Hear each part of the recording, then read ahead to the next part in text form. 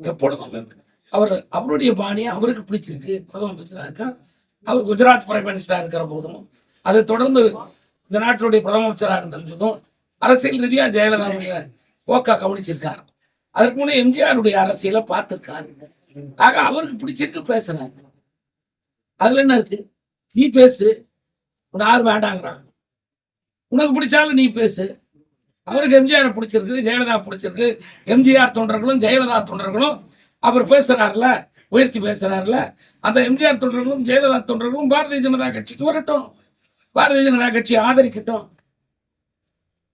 இன்னும் சொல்ல போனா எம்ஜிஆர், நான் ஏற்கனவே பல பேட்டியில் சொல்லிட்டேன், திமுகவிலிருந்து விலகின போது அவர் அதிமுக கட்சி ஆரம்பிக்கிறதுக்கு முன்னாடி எம்ஜிஆர் மன்றங்கள் ஏற்றிய கொடி தாமரை கொடி. அன்னைக்கு பாரதிய ஜனதா கட்சி இல்லை, ஜனசங்கமா இருந்தது. ஜனசங்கத்தினுடைய சின்னம் திருவள்ளுக்கு சின்னம் தான். 1980 தான் பாரதிய ஜனதா கட்சி தோன்றுது. அதற்கு தான் தாமரை சின்னம். ஆனா 72லயே எம்ஜிஆர் கொடி, எம்ஜிஆர் மன்றத்தினுடைய கொடி தாமரை கொடி.